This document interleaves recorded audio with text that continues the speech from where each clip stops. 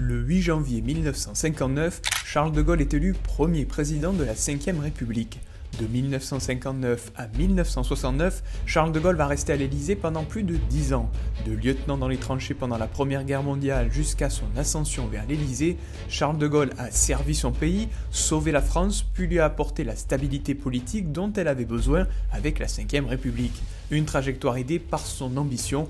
Depuis toujours, le jeune Charles est persuadé qu'il avait un grand destin à accomplir, un destin au service de la France. Voici l'ascension de Charles de Gaulle.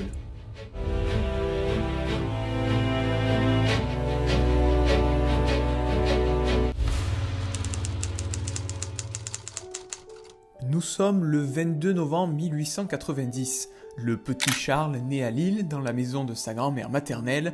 Il est le troisième d'une fratrie de 5 enfants. Ses parents lui inculquent l'amour de la patrie, la passion de l'histoire. Le jeune Charles rêve de la France, de sa grandeur. Adolescent, il veut déjà représenter son pays et s'engager dans l'armée. Quand il joue avec ses frères et sœurs, il s'imagine dans des jeux où il est le héros, sauveur de la France contre la Prusse ou l'Angleterre. En 1909, à 19 ans, Charles de Gaulle est reçu à l'école militaire de Saint-Cyr. En 1912, il finit 13e de sa promotion. Ses professeurs sont unanimes, c'est un jeune homme ambitieux avec de l'énergie et un certain goût pour l'autorité, bref, un jeune particulier qui a tout pour réussir. Charles de Gaulle choisit d'être muté au 33e régiment d'infanterie à Arras, pas très loin de ses origines. Le régiment d'Arras est dirigé par un homme particulier, le colonel Philippe Pétain. C'est là-bas que les deux hommes se connaissent, se découvrent. Ils créent d'ailleurs un vrai lien. Ensemble, ils parlent souvent des femmes, de leur beauté, leur sujet de conversation préféré, tout un programme. Mais la réalité va vite les rattraper. Le 4 août 1914, ne tenant aucun compte de la neutralité de la Belgique, les formidables armées allemandes déferlent au-delà de leurs frontières. Le cauchemar de la Première Guerre mondiale a commencé. Pendant la Première Guerre mondiale, Philippe Pétain est promu maréchal. Il est l'un des visages forts de la guerre. Charles de Gaulle, lui, est seulement lieutenant. À 24 ans, il est dans les tranchées à Verdun, il fait la guerre pour la France, mais il est frustré. Il se sent à l'étroit dans son costume de soldat sur le front. Il aurait préféré être dans la posture de Philippe Pétain et diriger la guerre. Pendant les affrontements sur le front, Charles de Gaulle n'a peur de rien. Il se blesse 3 fois mais retourne à chaque fois au combat. Un acharnement qui lui vaut d'être capturé par les Allemands. Pendant 32 mois, il est prisonnier de guerre, éloigné du destin de la France. Malgré les tentatives d'évasion, il ne sera libéré qu'à la fin de la guerre, en 1918. En 1920, Charles de Gaulle rencontre Yvonne Vendroux. Il a 30 ans, elle en a 20. Yvonne Vendroux est issue d'une famille d'industriels de la petite bourgeoisie du nord de la France. Cette rencontre est organisée par leur famille, mais Charles et Yvonne se plaisent mutuellement. Très vite, elle confie à ses proches que ce sera lui et aucun autre. L'année suivante, le 7 avril 1921, ils se marient à Calais. Ensemble, ils ont 3 enfants, Philippe en 1921, Élisabeth en 1924, puis Anne en 1928. La petite dernière, Anne, est atteinte de trisomie 21. Elle n'arrive pas à parler, elle marche difficilement et ne peut même pas manger seule. Il était prof à Saint-Cyr, Charles de Gaulle part à Beyrouth, au Liban. Sa famille le suit, la région est sous administration française. Il sert pendant 3 années. C'est là-bas qu'il se forge la conviction que les peuples sur place veulent plus de liberté et que tôt ou tard, si la France veut rester dans ses colonies, il faudra utiliser la force ou partir. Un esprit à contre-courant de la pensée de l'époque, sa hiérarchie lui dresse le portrait suivant: assurance excessive, attitude de roi en exil. En 1932, les de Gaulle rentrent à Paris. Charles continue d'écrire, critique le personnel politique français, son manque d'ambition pour l'armée française qu'il juge mal équipée et redoute un nouveau conflit militaire à venir. Le 30 janvier 1933, Adolf Hitler prend le pouvoir en Allemagne. Charles de Gaulle est consterné. Il voit le décalage entre l'Allemagne qui investit considérablement dans son armée, achète des chars, et la France qui se perd dans des conflits entre partis politiques. Il veut changer de modèle politique avec un homme fort à la tête de l'État, ce qui n'existe pas dans la Troisième République.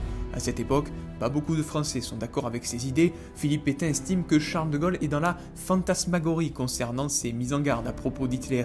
Le 6 juin 1934, les de Gaulle achètent leur maison à Colombey-les-Deux-Églises, une bâtisse près de Troyes, dans le nord-est de la France. C'est une maison à l'image du couple, grande, imposante, reposante, mais austère, froide, dans la France profonde, sans folie ni artifice, un lieu de déconnexion avant que le destin ne l'appelle, Le 3 septembre 1939, la Seconde Guerre mondiale démarre et la France vit une humiliation. Les mois de janvier à mars 1940 n'allaient être marqués que par de prudents mouvements et de timides manœuvres.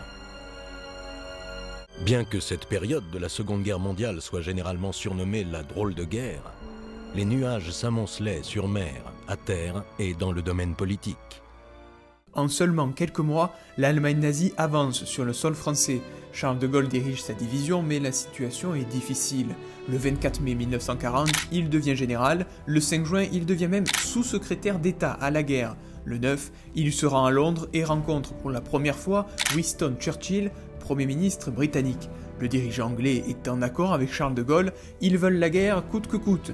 Mais le maréchal Pétain négocie déjà l'armistice avec Hitler.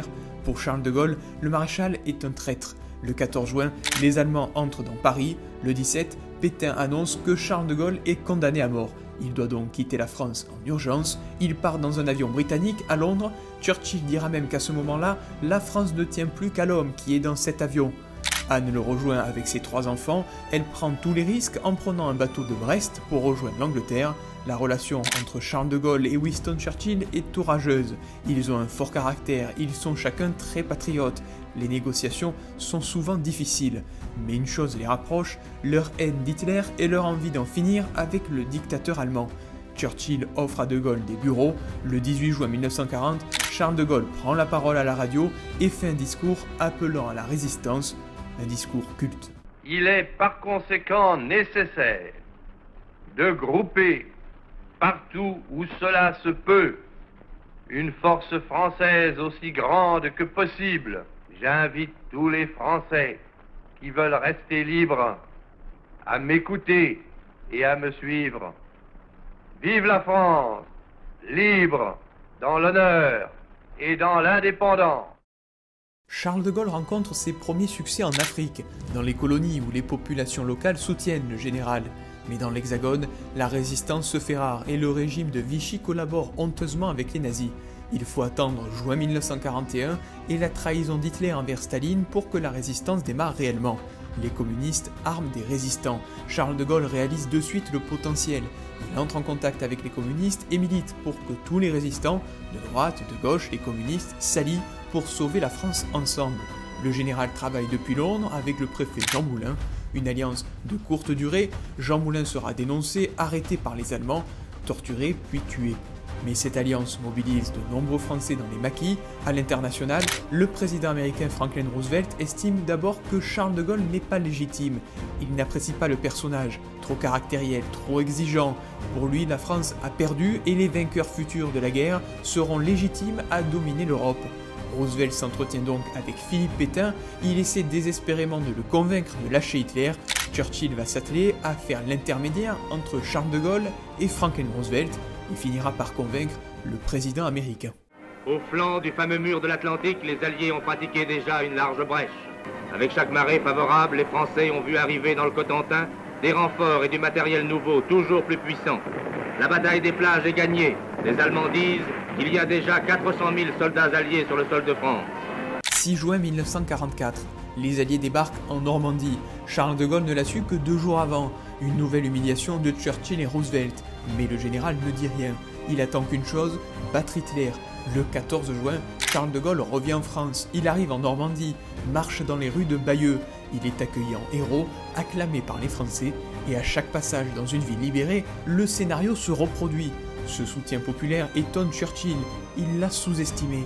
Le 25 août, Paris est enfin libéré, le général de Gaulle marche fièrement dans les rues de la capitale, il défile avec ses troupes devant des Parisiens euphoriques. Paris outragé, Paris brisé, Paris martyrisé, mais Paris libéré, avec l'appui et le concours de la France tout entière. Pour rendre à la France sa légitimité internationale, Charles de Gaulle forme le même jour un gouvernement provisoire. Il s'installe à l'hôtel de Brienne dans le 18e arrondissement. De Gaulle appelle à restaurer l'État. L'armée française se bat à nouveau avec les Britanniques et les Américains. Tous ces efforts s'avèrent payants. Le 8 mai 1945, la France est à la table des discussions pendant la signature de l'armistice à Berlin, représenté par le général Delattre de Tassigny. Pendant cette période de gouvernement provisoire, Charles de Gaulle veut aller vite. Il remet en place les allocations familiales, lance l'énergie atomique pour obtenir l'arme nucléaire, instaure le droit de vote pour les femmes, nationalise des usines, des banques, l'électricité et le gaz. Tout est mis en place pour faire repartir la France. Charles de Gaulle repousse les menaces impérialistes américaines et le risque communiste influé par l'URSS. Il veut que la France soit indépendante des deux puissances. Mais l'hégémonie du général faiblit, les personnalités politiques veulent revenir au pouvoir. Le 20 janvier 1946, le général de Gaulle démissionne en espérant créer un choc pour rallier le soutien populaire. Mais les Français ne le retiennent pas. Orgueilleux et déçu, de Gaulle se retranche dans sa bâtisse à Colombey-les-Deux-Églises et se fait oublier. C'est du chef de l'État que doit procéder le pouvoir exécutif. À lui la charge d'accorder les nécessités générales concernant le choix des hommes avec l'orientation qui se dégage du Parlement. Charles de Gaulle a une conviction depuis toujours, la 3e et la 4e République sont vouées à l'échec. À la fin des années 40, le général fait plusieurs discours pour représenter sa vision de la politique, un État fort représenté par un homme fort, bref, un régime présidentiel.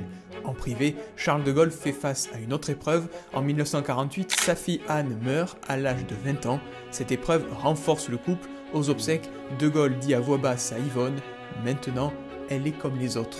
Dans les années 50, Charles de Gaulle écrit ses premières mémoires de guerre. Son parti politique, appelé Rassemblement du peuple français, classé à droite, peine à se faire une place, mais un événement va tout faire basculer. Heure troublée en Algérie, où en plusieurs endroits du territoire une série d'attentats ont été commis dans la nuit qui précéda la Toussaint. À Batna se sont déroulées les obsèques des 3 soldats du camp militaire, assassinés alors qu'ils montaient la garde. Face à la problématique algérienne, Charles de Gaulle est vu comme la solution pour les Français d'Algérie. La 4e République est dans l'impasse, les partis politiques ne savent pas comment sortir de ce conflit. En 1958, Alger subit une véritable guerre civile. Au grand désespoir d'Yvonne, qui espérait que son mari avait mis la politique de côté, le général fait savoir qu'il est disponible pour solutionner le problème. Naguère, le pays dans ses profondeurs m'a fait confiance pour le conduire tout entier jusqu'à son salut. Aujourd'hui, devant les épreuves qui montent de nouveau vers lui, qu'il sache que je me tiens prêt à assumer les pouvoirs de la République. Le 29 mai, le président René Coty appelle officiellement Charles de Gaulle à former un gouvernement. En nommant de Gaulle, René Coty sait qu'il acte la fin de la 4e République. Charles de Gaulle avait une condition, revenir en politique pour instaurer sa propre constitution. En juin, il se rend à l'Assemblée nationale, il s'adresse aux députés qu'il déteste pour obtenir les pleins pouvoirs. L'Assemblée vote pour, il s'installe à Matignon, épaulé par 2 hommes, Michel Debré, ministre de la Justice, et Georges Pompidou, son directeur de cabinet. Le 4 juin, Charles de Gaulle se rend en Algérie, il est acclamé par la foule. Je vous ai compris.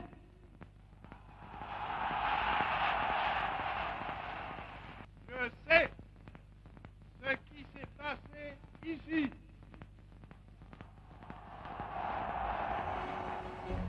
Tout l'été, les gaullistes rédigent la Constitution aux côtés de Michel Debré en suivant les recommandations du général de Gaulle.